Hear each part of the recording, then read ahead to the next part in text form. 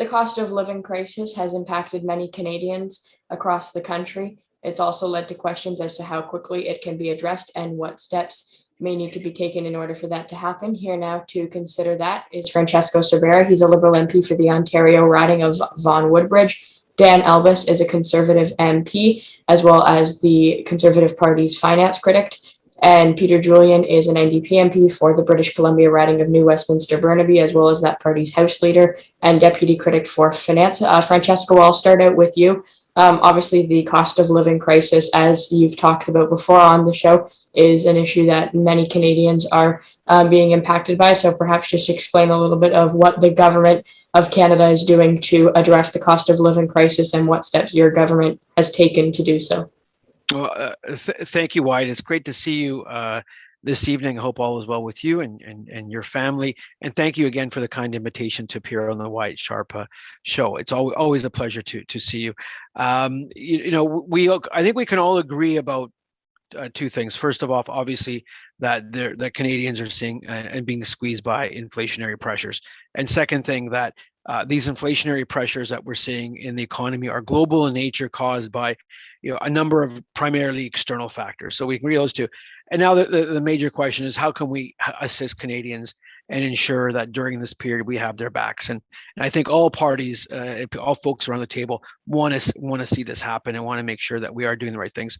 Our approach from the Liberal Party of Canada, obviously, we put in place a number of measures, including the Canada Workers Benefit, which the Deputy Prime Minister spoke about, the Canada Child Benefit for seniors, the old age security increase coming in July, the climate action incentives payments, which will come, actually a double payment will come in this July to Canadian families, and along with a number of hosts of other longer term measures, early learning daycare, with working with the NDP for dental care, of course. So a number of measures that we can say concretely that will assist Canadians, not only today, but going in the future. That's really our plan in government too, and that is how we are moving forward in assisting Canadians. Dan, you heard Francesco mention some of the specifics that their government is doing in order to address the cost of living crisis. What is, I guess, the Conservatives' perspective on some of those issues, and what are some of the things that the Conservatives would do differently on things like early learning and childcare? Well, thanks for asking the question, Wyatt. So right now, this is the water cooler conversation that everyone's talking about, because gas prices affect almost literally everyone. Look, you have seniors in my riding that need to be able to get to medical appointments. They don't have public transit to rely on. You have people that need to commute to work, or else they don't have that paycheck. And by the way, inflation is eating up any gains in their wages. And we haven't seen inflation like this since 1981. So, what we think the government should be doing is taking action today. And one of the quickest ways they can do so is similar to what we have right now on GST, exempt status for groceries for families. When you go to the grocery store, if you buy a single donut, you pay GST on it. But if you buy a 6-pack of donuts for your family, you don't. That is the same kind of treatment what we want to have for people to have help today. So whether it be your heating bill, your electricity bill, or whether it be filling up your tank with diesel or with gasoline at the pumps, you would immediately get that GST off. That's something that we do, that we want to see happen. The problem with what Mr. Sorbara is mentioning here is it's something that the programs that exist, if you receive the Canada Child Benefit, at some point in the future, you will get a lagging CPI, Consumer Price Index increase. That takes months. If you're not receiving that benefit, you won't get any of that. And that's the problem right now with the Liberals, is they are offering things in the future that may or may not apply to your family. We want to give all Canadians, whether you're in a province that has a provincial carbon tax or a federal carbon tax, we want to start seeing where your what you pay at the pump goes down immediately through the GST system. That's something that exists. That's something we want to do. Be happy to talk about Peter's proposals, because I actually think that they're actually going to increase inflation, but maybe I'm just presuming what he's going to say. So maybe we'll let Peter go at it. Peter, on the conversation of early learning and childcare, obviously, I'm sure you want to respond to Dan, but on the conversation of early learning and childcare, obviously, Francesco and Dan have put forward various points on that. Where's kind of the NDP fall in the midst of that? That's a great question, and thanks, Wyatt, for having us on your show. It's a really important forum. I mean, people are really struggling, and my wife and I grow food for the food banks locally in Westminster and Burnaby. The lineups are the longest they've ever been.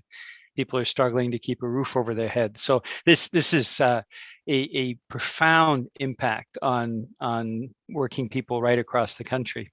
So when we talk about what the NDP would do, first off, we believe that we need to be doubling the GST credit and making sure that we're getting money in people's hands now. These are immediate measures that can be taken. The measures that shift in the long term and help affordability are things like putting in place affordable housing for people, putting in place dental care. A lot of families can't even afford to get their teeth and and proper care for their teeth and their mouth, and these are things that have a real health impact. Medication, pharmacare, these are all things that the NDP believe strongly will make a difference for the affordability crisis that's developed over years, and that includes early childhood education, making sure that childcare is in place. In some cases, it's $1,600 a month currently. And so we're supportive of putting that and anchoring that in legislation, and also making sure that education is something that young people can access. The debt load from going to university or college or trade school is enormous.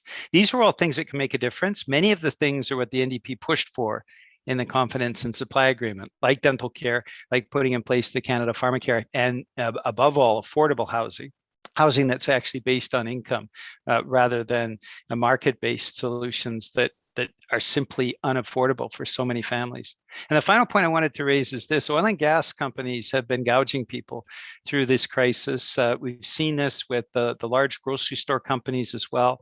We need much stronger consumer protection, and that's something that ultimately forces the prices to be at a more realistic level rather than the gouging that we're seeing now. Okay, Francesco Sorbara, Dan Albas, and Peter Julian, thanks to you all for your time tonight and for providing again some of your various insights on the cost of living issue. Thanks to you all. Hey, thanks. Appreciate Thank you, for Wyatt. inviting Thanks. us. It's a Always a BC pleasure. panel tonight because Francesco was born in British Columbia, and Peter and I are from BC as well. Awesome. Thanks so much.